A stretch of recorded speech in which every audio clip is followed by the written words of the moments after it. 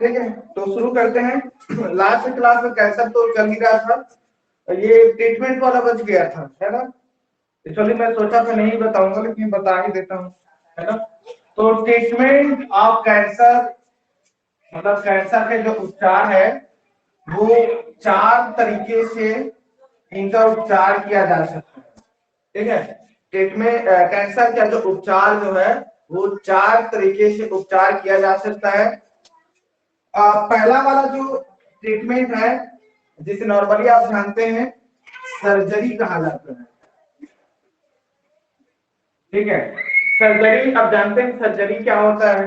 अब सर्जरी में एक्चुअली यहाँ पर ये होता है, ये कैंसर सेल है ये, ठीक है, ये क्या है, ये कैंसर सेल है।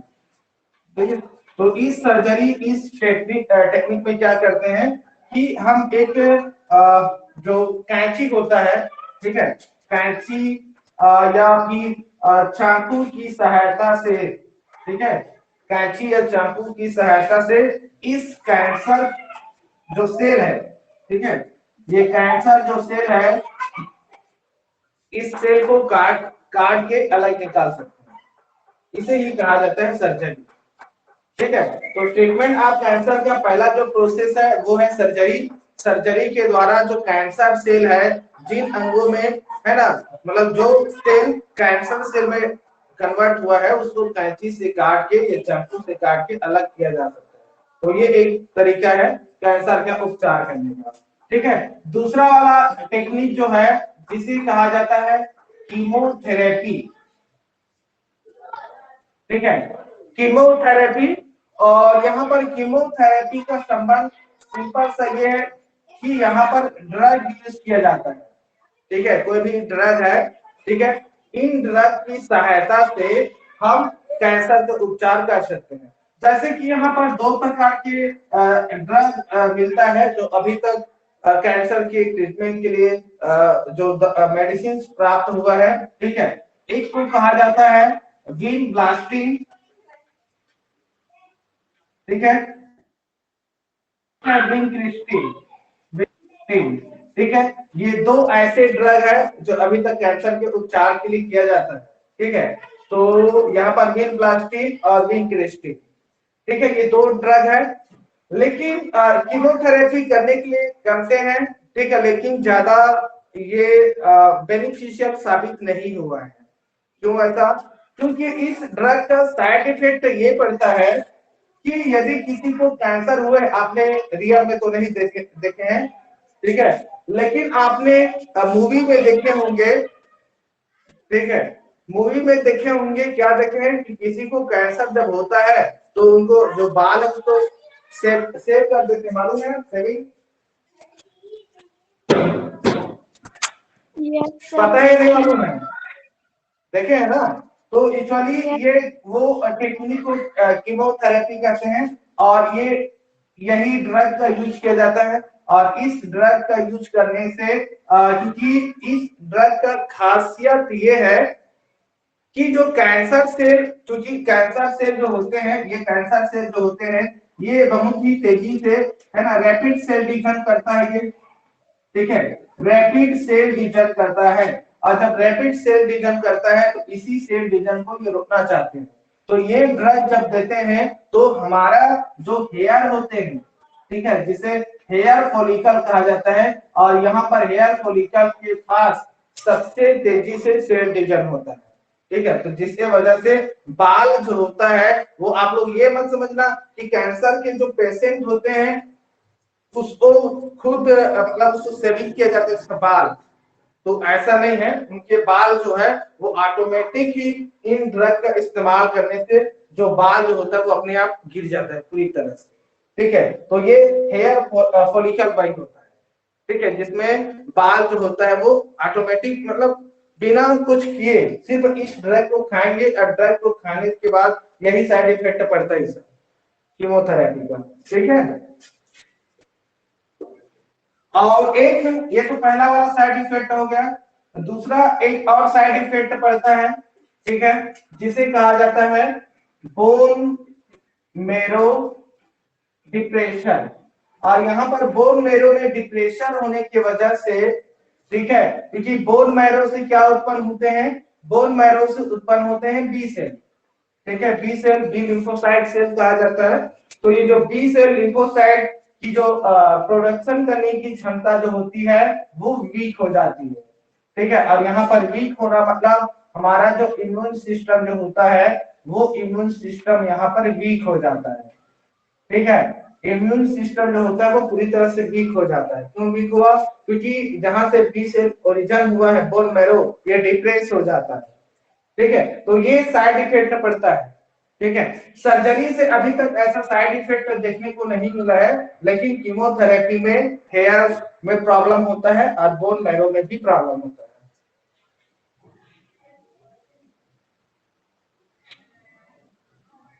ठीक है, मिटा दूं इसको, सर्जरी वाले को।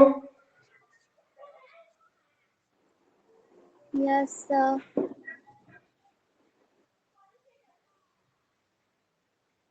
और तीसरा वाला जो है, ठीक है, तीसरा वाला जो है वो तीसरा टेक्निक ये है जिसे कहा जाता है यहाँ पर रेडिएशन का यूज किया जाता है इसमें। तो ये वाला टेक्निक हो गया रेडिएशन थेरेपी। ठीक है, रेडिएशन थेरेपी में क्या करते हैं, जो विकिरण जो होते हैं उन विकिरण का इस्तेमाल किया जाता है। ठीक है, तो विकिरण का इस्तेमाल करते हैं, जैसे कि आपका जो गामा किरणें है मान लीजिए। ठीक है, ये जो गामा रेज है जो होते हैं, ठीक है, इन गामा रेज, क्योंकि ये जो कैंसर सेल जो है, ठीक है, ये जो कैंसर सेल है इस कैंसर सेल में इस गामा किरणों को गुजारा जाता है। लेकिन सिर्फ गामा रेज को यहाँ पर क्रॉस करने से नहीं होता है, क्योंकि इनके साथ कुछ एलिमेंट्स होते हैं जैसे कि रेडियम। ठीक है, ये जो रेडियम जो होता है, ठीक है, इस रेडियम के साथ कैल्शियम का यूज किया जाता है, या तो फिर यहाँ पर फास्फोरस का भी यूज कर सकते हैं। क्यों, क्योंकि रेडियम प्लस कैल्शियम और ये जो फास्फोरस जो होते हैं वो एक प्रकार के आइसोटॉपिक होते हैं। ठीक है, तो आइसोटॉपिक का भी यूज किया जाता है, कैंसर के उपचार में यूज किया जाता है इसका। ठीक है, तो अब आप लोग सोचेंगे कि सर की गामा किरणें को यहाँ पे गुजार रहे हैं कैंसर के सेल में, तो क्या हो रहा है कुछ, है ना, और साथ में यहाँ पे रेडियम प्लस कैल्शियम अथवा फास्फोरस जो आइसोटोप होते हैं जिसे समस्थानिक कहा जाता है ना, इस समस्थानिक का यूज करें तो क्या हो रहा है। तो एक्चुअली यहाँ पर कुछ ज्यादा यूज नहीं है, इसमें ये होता है कि ये जो रेडिएशन थेरेपी में इस रेडिएशन को, जो रेडिएशन जो गामा किरणें जो है, इस गामा किरणें को जब एक कैंसर सेल से जब गुजारा जाता है, ठीक है, तो कैंसर सेल में जब गुजारते हैं तो ये जो क्योंकि ये क्या है, ये ट्यूमर है ये, ठीक है, ट्यूमर है, कैंसर सेल है, तो ये ट्यूमर जो होता है ये फट जाता है। ठीक है, ट्यूमर जो होता है वो फट जाता है। ठीक है, तो जैसे ही फटेगा तो इनमें जो सेल डिवीजन जो होता है वो डिक्रीज हो जाएगा। ठीक है, तो इस तरह से ये तीन हो गया, पहला सर्जरी, दूसरा कीमोथेरेपी और थर्ड नंबर में है रेडिएशन, रेडिएशन थेरेपी। ठीक है, ये मिटा दो ये वाला,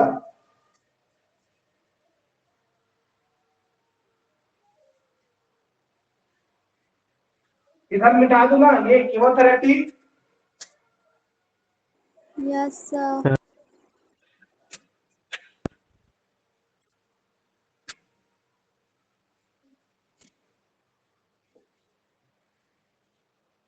ठीक है, फोर्थ नंबर में है, फोर्थ नंबर में कहा जाता है इम्यून थेरेपी।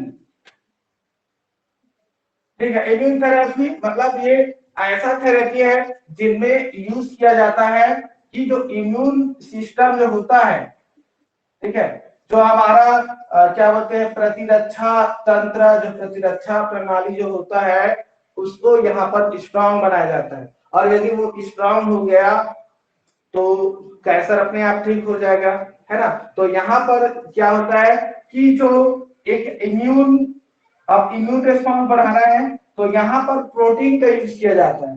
ठीक है, और यहाँ पर जो एक प्रोटीन आता है, ठीक है, जिसे कहा जाता है अल्फा इंटरफेरॉन।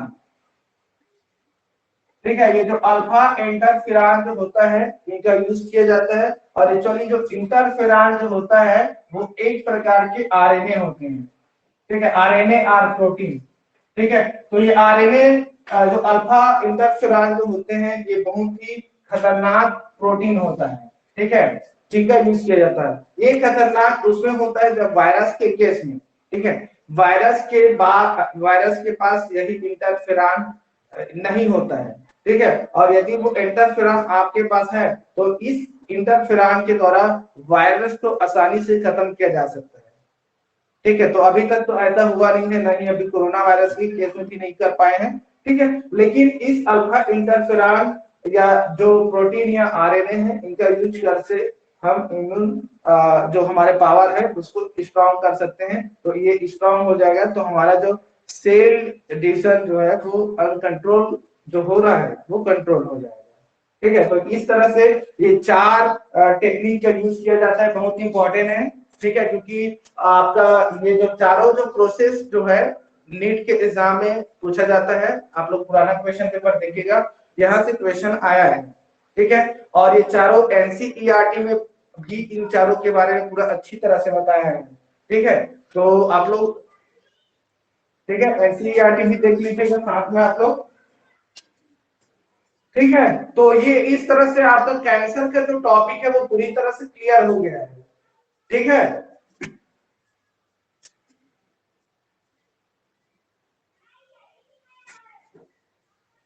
ठीक है, तो आज का दूसरा टॉपिक पे चलते हैं।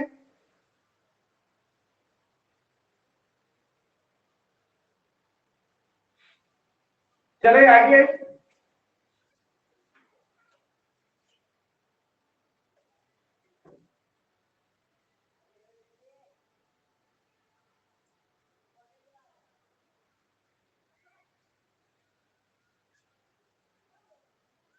ठीक है, लिख लिया आप लोग, आगे चले। Yes, sir.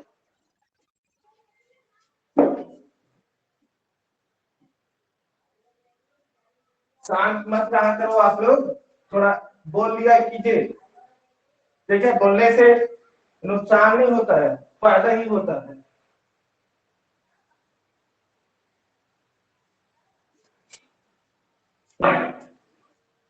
चलिए, तो अगला एक टॉपिक है जो पीछे छूट गया था, ठीक है, जिसे कहा जाता है इम्यून डिसऑर्डर।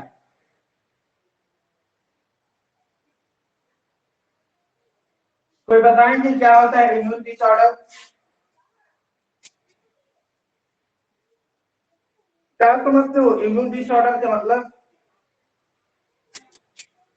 नेहा बताइए।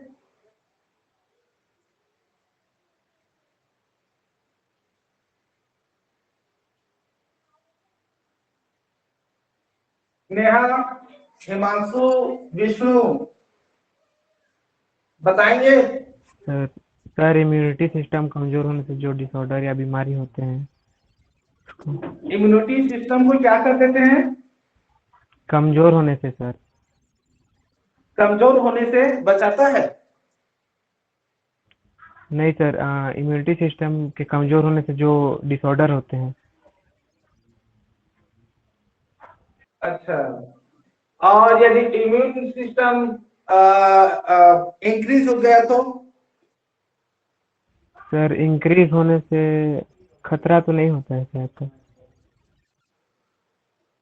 खतरा नहीं हो रहा है, और यदि हो सकता है कि वो क्या बोलते हैं इम्यूनिटी पावर ज्यादा हो गया, और इम्यूनिटी पावर जब इतना ज्यादा हुआ यदि वो अपने आप को कंट्रोल नहीं कर पाया तो, और अपने आप को कंट्रोल नहीं किया तो जो सेल जो है वो अपने ही सेल को खा गया तो, क्योंकि इम्यून सिस्टम मतलब इनका संबंध सीधा डब्ल्यूबीसीएस है ना, B cell yes lymphocyte, sir. Lymphocyte मतलब डब्ल्यूबीसीएस, और डब्ल्यूसीएस पागल हो गया तो अपने ही सेल को नहीं खाएगा, खा सकता है ना, यस सर, खा सकता है।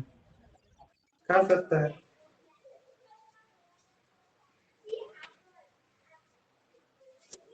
ठीक है, तो इम्यून डिसऑर्डर जो होता है, ठीक है, इस इम्यून डिसऑर्डर जो होता है वो एक प्रकार की डिसीज है, याद रखिएगा, डिसीज, ठीक है, डिसीज मतलब रोग है, ठीक है, ये रोग है, ठीक है, कैसा रोग है? ये ऐसा रोग है कि ये जो हमारा जो इम्यून सिस्टम जो होता है, ठीक है, जो इम्यून सिस्टम जो होता है इम्यून सिस्टम, इस इम्यून सिस्टम को कमजोर कर सकता है। ठीक है, ये कमजोर भी कर सकता है और कमजोर करने के साथ साथ ये स्ट्रॉन्ग भी कर सकता है। ठीक है, तो इम्यून सिस्टम के कमजोर होने से या स्ट्रॉन्ग होने से, ठीक है, इम्यून सिस्टम के कमजोर होने या स्ट्रॉन्ग होने से हमारे जो इम्यूनिटी जो होता है, जो प्रतिरक्षा जो होते हैं, वो किसी रोग से लड़ने की क्षमता जो होती है वो समाप्त हो जाती है। ठीक है, अब रोग से लड़ने की क्षमता समाप्त हो जाती है तो अपने ही सेल के प्रति या दूसरे सेल के प्रति वो रेसिस्टेंस उत्पन्न कर देते हैं। रेसिस्टेंस मतलब होता है प्रतिरोधक या प्रतिरोधता कहा जाता है। ठीक है, तो इसे ही कहा जाता है इम्यून डिसऑर्डर कहते हैं। ठीक है, क्योंकि आप जानते हैं कि जो सेल्स, कोई भी सेल जो होते हैं, ठीक है, सेल का एक खासियत होता है कि सेल्फ और नॉन सेल्फ। अब ये तो याद आया होगा आप लोगों को, जब मैं कोशिका विभाजन पहले जब मैं पढ़ाया था तो ये बताया था सेल के बारे में। जानते हो ना सेल्फ और नॉन सेल्फ क्या होता है?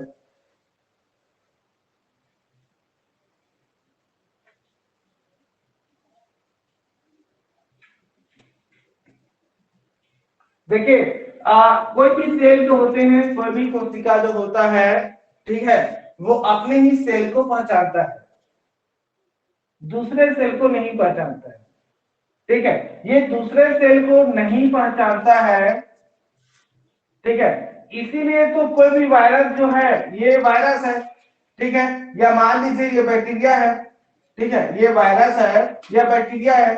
ये वायरस या बैक्टीरिया जब ये मनुष्य ह्यूमन सेल में, ठीक है, ये ह्यूमन सेल में जब ये एंटर करेगा तो ये सेल नॉन सेल हो गया ना, मतलब ये जो सेल जो होता है इस सेल को नहीं जानता है। अब इस सेल को नहीं जानेगा तो ये रेसिस्टेंस कैसे करेगा उनके प्रति? अब रेसिस्टेंस नहीं करेगा तो ये एंटीजन, मतलब ये तो एंटीजन ही हुआ ना ये।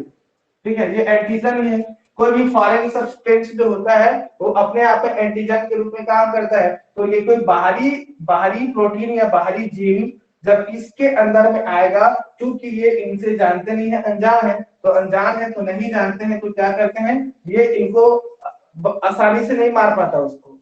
ठीक है, क्यों आसानी से मार नहीं पाता? तो आसानी से इसलिए नहीं मार पाता क्योंकि उस समय इस ह्यूमन सेल का जो किलर सेल है, ठीक है, मान लीजिए किलर सेल या जो जिसे नेचुरल किलर सेल या एनके सेल कहते हैं, ये तो मारेगा। या हो सकता है फैगोसाइटोसिस जो होता है वो उससे मारने की कोशिश कर सकता है। ये जो डेंड्राइटिक सेल होते हैं वो उनसे मारने की कोशिश कर सकता है। ठीक है, लेकिन यहाँ पर जो टी सेल जो होता है, टी सेल होता है, और यहाँ पर टी हेल्पर सेल जो होता है, ठीक है, टी हेल्पर सेल जो होता है ये यहाँ पर वीक होता है, वीक रहता है। क्यों वीक होने का कारण जो है वो इम्यून डिसऑर्डर की वजह से होता है। ठीक है, तो टी सेल जो होता है, टी हेल्पर सेल वीक है, और टी, क्योंकि आप जानते हैं कि जब तक टी हेल्पर सेल एक्टिवेट नहीं होगा आपका जो बी सेल जो है या जो टी टॉक्सिक सेल होता है, ठीक है, या जो बी सेल जो है, ठीक है, ये बी सेल एक्टिवेट नहीं होगा क्योंकि टी हेल्पर सेल ही बी सेल को एक्टिवेट करता है, और यही बी सेल फिर क्या करते हैं, प्लाज्मा सेल में कन्वर्ट होता है। प्लाज्मा सेल, अब यही प्लाज्मा सेल से क्या बनता है, एंटीबॉडी बनता है। ठीक है, तो यहाँ पर कहने का मतलब वही है कि जो इम्यून डिसऑर्डर ये होता है कि इम्यूनिटी पावर जब वीक होता है तो इम्यूनिटी पावर वीक होने की वजह से या स्ट्रांग होने की वजह से यहाँ पर रोगों से लड़ने की क्षमता कम हो जाती है। और ठीक है, तो रोगों से लड़ने की क्षमता कम होने से, ठीक है, ये उस रोग के प्रति रेसिस्टेंस हो जाता है। ठीक है, तो कभी कभी यहाँ पर यही है कि ये सेल्फ कभी कभी ये पहचान भी लिया तो भी उसको वो नुकसान पहुंचा सकता है। ठीक है, तो यहाँ पर क्योंकि सेल्फ वाला में यहाँ पर ओवर हो गया। ठीक है, तो इसीलिए तो बोलते हैं किसी भी चीज की अति भी अच्छी बात नहीं है और अल्प होना भी अच्छी बात नहीं है। ठीक है, तो इम्यूनिटी सिस्टम जो होता है वीक होने कमजोर होने और स्ट्रांग होने दोनों ही दशा में ना, दोनों ही दशा में ये हमारे जो प्रतिरक्षा जो प्रणाली है उन पे ये डिसऑर्डर उत्पन्न करता है। ठीक है, क्लियर ना यहाँ तक? ये बेसिक है ना।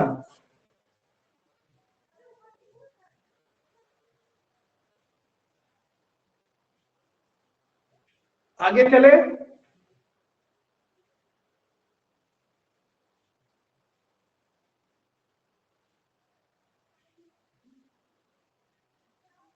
Yes, sir.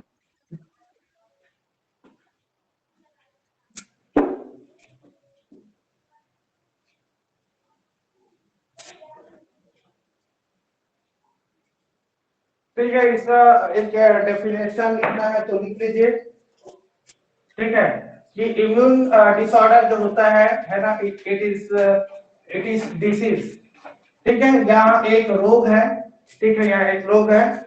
तो इन विच अगेंस्ट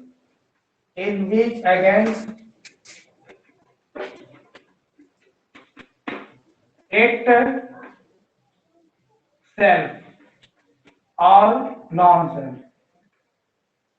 ठीक है, तो ये एक ऐसा रोग है, ठीक है, या एक ऐसा डिसीज है या एक ऐसा रोग है जो अपने स्वयं के, क्योंकि यहाँ पर सेल्फ है, ठीक है, सेल्फ है मतलब ओन सेल, ठीक है, खुद के सेल के प्रति, ठीक है, और नॉन सेल्फ मतलब अदर सेल। ठीक है, तो खुद के सेल या अन्य सेल के प्रति विरुद्ध जो काम करता है, एक्ट मतलब काम करना। ठीक है, तो जो काम करता है उसे ही डिसीज कहा जाता है, जिसे इम्यून डिसऑर्डर कहा जाता है। ठीक है, तो यहां पर इसके बाद कहते हैं टाइप्स देखते हैं इनका, टाइप्स। ठीक है, तो इम्यून डिसऑर्डर जो होता है वो दो प्रकार के इम्यून डिसऑर्डर होता है। ठीक है, एक होता है पहला नंबर में जिसे कहा जाता है इम्यूनो इम्यूनो डेफिशिएंसी। ठीक है, इम्यूनो डेफिशिएंसी कहा जाता है। ठीक है, और सेकंड नंबर में आपको मिलेगा एक्वायर्ड डेफिशिएंसी।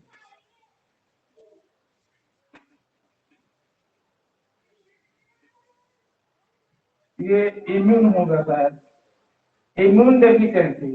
ठीक है, तो इम्यून डिसऑर्डर जो होता है वो दो प्रकार के होते हैं। पहला वाले को कहा जाता है इम्यून डेफिशिएंसी और सेकंड वाले को कहा जाता है एक्वायर्ड डेफिशिएंसी। ठीक है, अब क्या होता होगा दोनों में, दो ऐसे तो डेफिशिएंसी दोनों में है। बस एक में एक्वायर्ड शब्द यूज हो गया और एक में इम्यून। क्या होता होगा इसका मतलब दोनों में?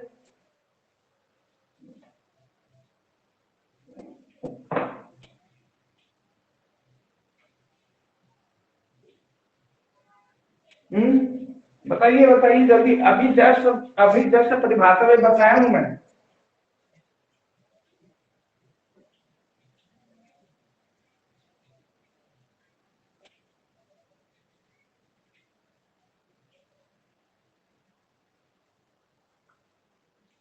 देखिए, डेफिशिएंसी जो होता है, इस डेफिशिएंसी का मतलब होता है कमी। समझ लीजिए आप। ठीक है, डेफिशिएंसी का मतलब होता है कमी होता है ना, और यहां पर भी कमी है। ठीक है, और यहाँ पर इम्यून है। अब इम्यून का मतलब तो आप समझते हैं, इम्यून मतलब यहाँ पर सिंपल से करने का मतलब है इम्यूनिटी।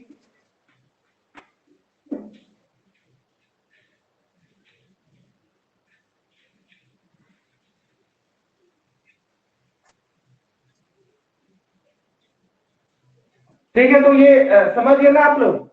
इम्यून डिसऑर्डर जो होता है वो दो प्रकार के इम्यून डिसऑर्डर पाए जाते हैं। एक होता है इम्यून डिफिशियंसी और एक होता है एक्वायर्ड डेफिशिएंसी।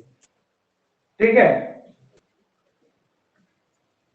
क्लियर ना दोनों पॉइंट, या डाउट है यहाँ पे दोनों में? सर सेकंड वाला समझा दीजिए। अच्छा, सेकंड वाले को समझाना है।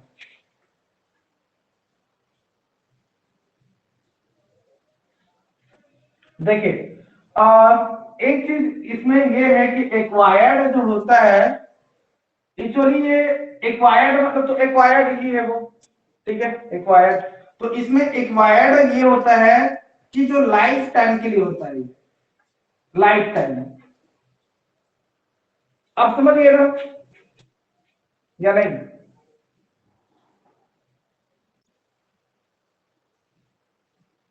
सर एक्वायर्ड में वो लाइफ टाइम रहेगा तब तो वो जिंदा ही नहीं रह पाएगा।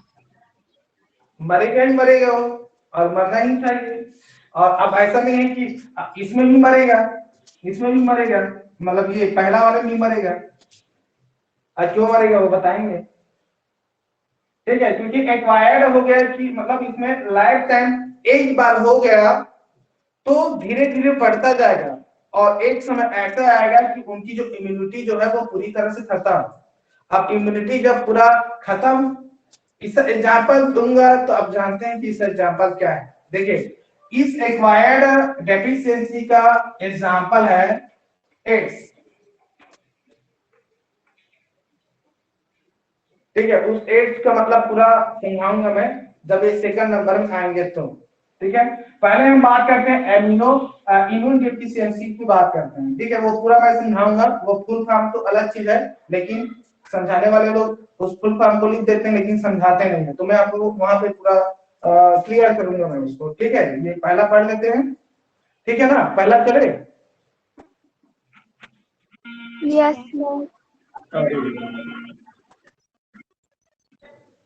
लास्ट टाइम नो कॉल, ठीक है। तो पहला वाले में चलेगा। Yes yes sir. हाँ सर हाँ इम्यून यार। सर इम्यून डिसऑर्डर की समस्या प्रतिरक्षा के एकदम स्ट्रांग हो जाने पर भी हो जाएगी क्या? हाँ अभी तो बताया मैंने, अभी तो बताया कि वो कम होने की वजह से भी हो सकता है और ज्यादा होने की वजह से हो सकता है। लेकिन एक बात मैं बता देता हूँ, आपके सिलेबस में चाहे वो एनसीईआरटी के सिलेबस हो या आपके छत्तीसगढ़ की किताब का सिलेबस हो, उसमें डिक्रीज वाले को बताया है, इंक्रीज वाले को नहीं बताया है, ठीक है।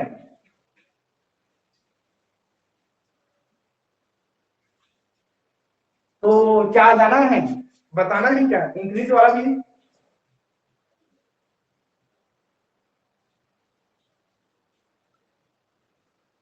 इंक्रीज वाला भी पढ़ना है, बताइए आप लोग।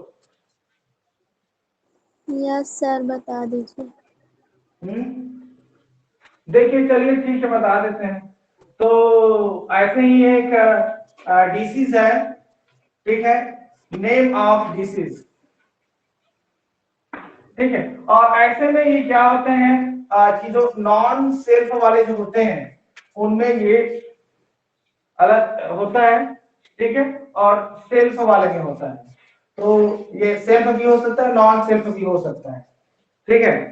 तो जैसे कि एग्जांपल के लिए एक है, ठीक है, क्या बोलते हैं, हाथी मोटो डिसीज, ये नाम सुने हो?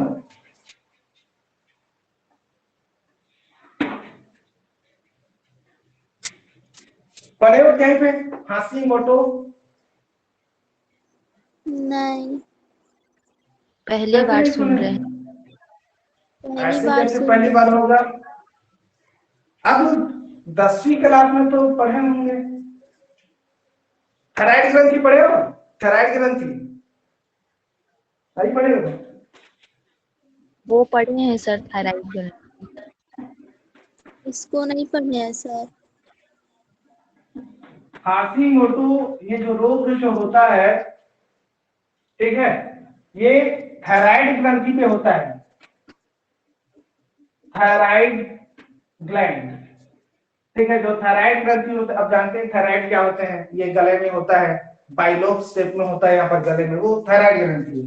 अब आप जानते हैं थायराइड ग्रंथि में दो प्रकार के हार्मोन्स पाए जाते हैं, एक कहा जाता है T3 और एक होता है T4, ठीक है। तो यहाँ पर ही जो T4 जो होता है जिसे थायरासिन हार्मोन्स कहा जाता है, तो थायरासिन हार्मोन्स इंक्रीज हुआ, अब इंक्रीज हो गया हार्मोन्स, हार्मोन इंक्रीज हुआ, मतलब उनकी इम्यूनिटी पावर ज्यादा हो गया। ठीक है, तो ये उन्हीं का एग्जाम्पल जिसको हाशीमोटो रोग कहा जाता है, जिसमें इसका साइड इफेक्ट ये भी पड़ता है कि इंसान जो होता है ना वो मोटा हो जाता है। ठीक है, मतलब ये T4 में इंसान मोटा हो जाएगा, ठीक है, और ये T3 में इंसान जो है ना वो पतले रहेंगे। तो इसीलिए आपने देखे होंगे कि ये अधिकतर महिलाओं में ज्यादा होता है। ठीक है, जिसे क्या तो बोलते हैं, थायराइड भी तो बोलते हैं।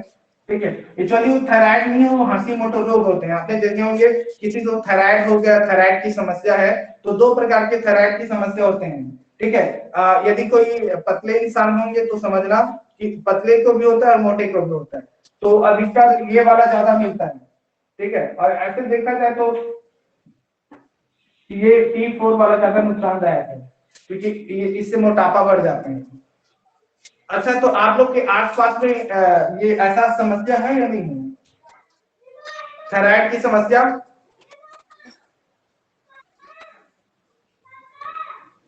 T4 वाला है सर।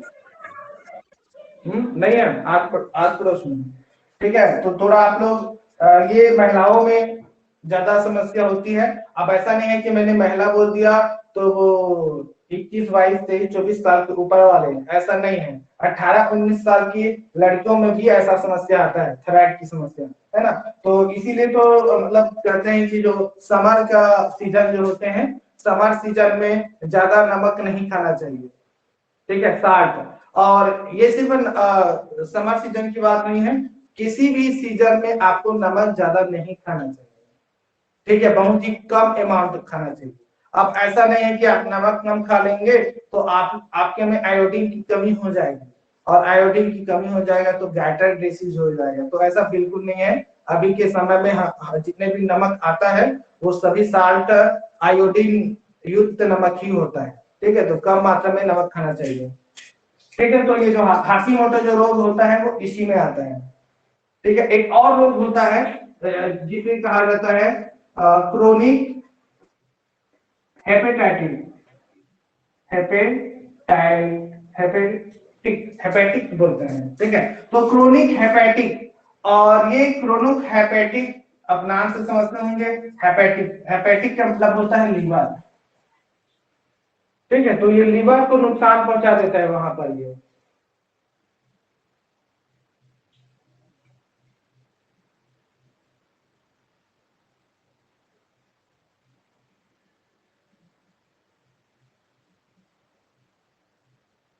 ठीक है, और एक एक तो आप लोग जानते ही हैं, एक जो सभी परिचित होंगे, ठीक है, जिसे कहा जाता है रूमेटिड,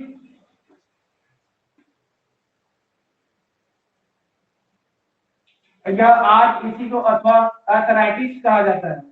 आर्थराइटिस जानते हो ना, ये जिसको बोलचाल के भाषा में इसको गठिया कहा जाता है। जानते हो ना गठिया रोग?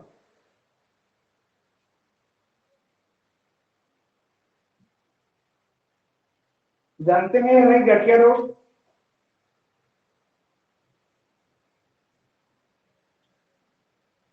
नहीं जानते क्या आप? गठिया रोग पहली बार सुन रहे हो जी? इसमें एक्चुअली ये होता है कि ये महिला और पुरुष दोनों को हो सकता है, और महिला और पुरुष को जब होता है कि जो नी जो होता है ना, जानते हो नी? नी मतलब घुटना। ठीक है, तो घुटना घुटना एक्चुअली ज्वाइंट वाला हिस्सा होता है, ज्वाइंट। ठीक है, क्योंकि दो हड्डी को आपस में जोड़े हो रहते हैं, लिगामेंट है ना, लिगामेंट और क्या बोलते हैं कार्टिलेज वगैरह की सहायता से। तो ये जो गठिया जो रोग होता है ज्वाइंट वाले हिस्से पे होता है। ठीक है, ज्वाइंट वाले हिस्से में। ठीक है, जिससे हड्डी में दर्द होता है ना, हड्डी में हमेशा दर्द होता है, जोड़ों में दर्द होता है, इसी को बोलते हैं जोड़ों में दर्द होना, मतलब गठिया रोग। ठीक है, और इस गठिया रोग का मेन जो कारण जो है वो क्या है मालूम है? इसका मेन रीजन है जो यूरिक एसिड जो होता है। ठीक है, यूरिक एसिड जो होता है वो इंक्रीज हो जाता है। ठीक है, बॉडी में, शरीर में यूरिक अम्ल की मात्रा बढ़ती है, तो यूरिक अम्ल की मात्रा बढ़ने की वजह से जोड़ों में दर्द होता है। या आपने कई देखे होंगे ठंडी के मौसम में क्या होता है, हाथ पैर सूज जाता है।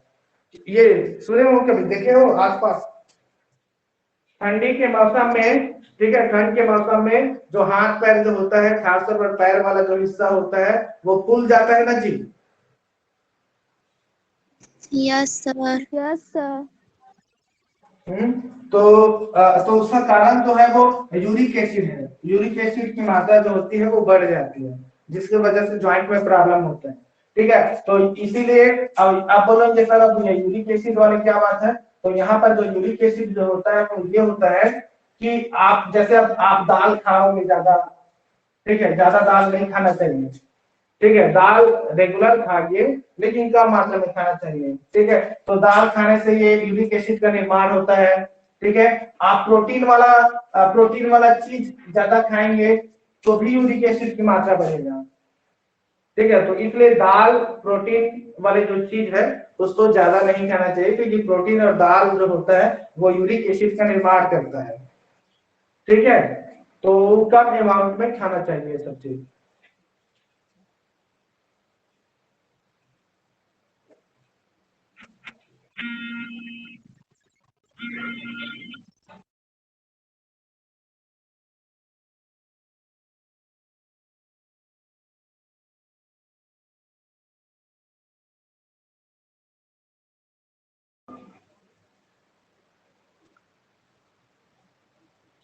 ठीक है ना, तो आगे चले तो ये इतना एग्जांपल जो है हाशिमोटो डिजीज और जो क्रोनिक हेपेटिक और जो रूमेटिक आर्थराइटिस जो होता है ये हाई होने की वजह से होता है, ठीक है।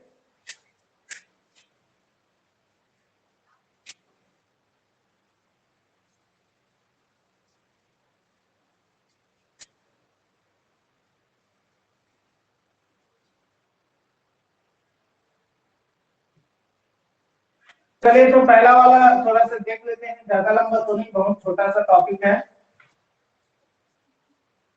ठीक है। इम्यून डेफिशिएंसी,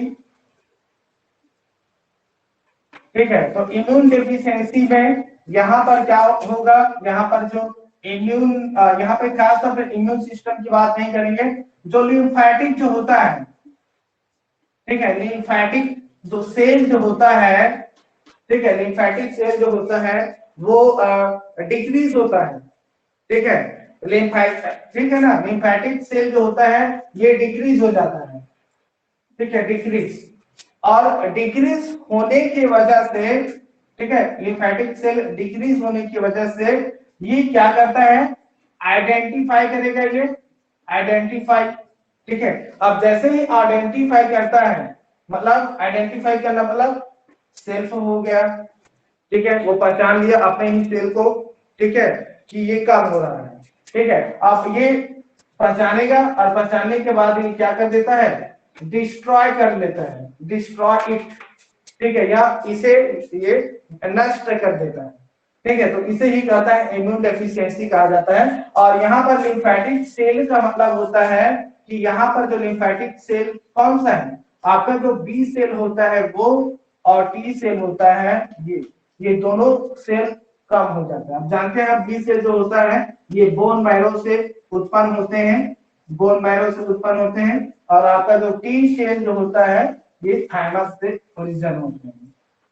ठीक है। तो टी सेल और बी सेल जो होता है इनकी संख्या क्या हो जाती है, डिक्रीज हो जाती है, ठीक है। और डिक्रीज हो, अब डिक्रीज हुआ, ठीक है, मतलब इसमें बी सेल और टी सेल कम हो गया। अब ये कम हो गया मतलब ये डिफिशियंसी हो गया, ठीक है, क्या हो गया, डेफिशिएंसी हुआ। अब जब ये डेफिशिएंसी हो गया, अब आप ही जानते हैं, अभी मैंने बताया कि जब ये कमी हो जाता है तो ये जो टी सेल, ठीक है, ये जो टी सेल जो होता है, ठीक है, टी सेल जो होता है ये टी हेल्पर सेल नहीं बनाएगा, ठीक है। अब टी हेल्पर सेल नहीं बनेगा तो टीसीबी नहीं बनेगा, टीसी सेल, ठीक है, और टीसी सेल नहीं हो बनेगा।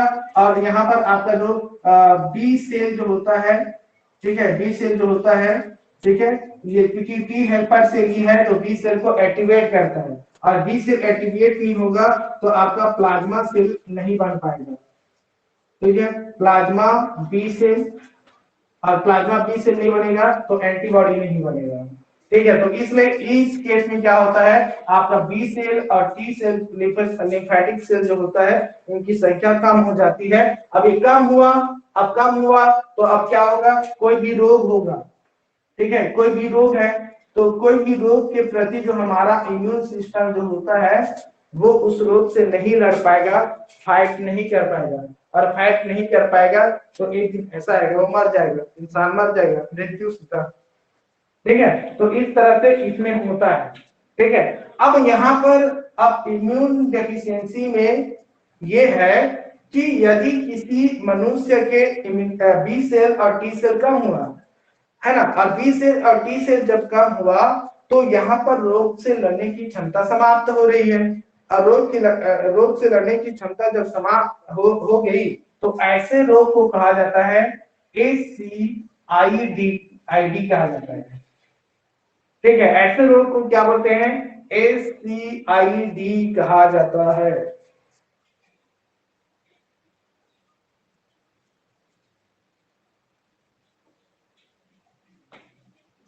ठीक है, सुने हो कभी नाम ACID? ये एग्जाम्पल है ना, इम्यून डेफिशिएंसी का उदाहरण जो रोग जो है वो है ACID, ठीक है। मैं अभी समझाऊंगा ये ACID क्या है, पहले ये लिख लीजिए।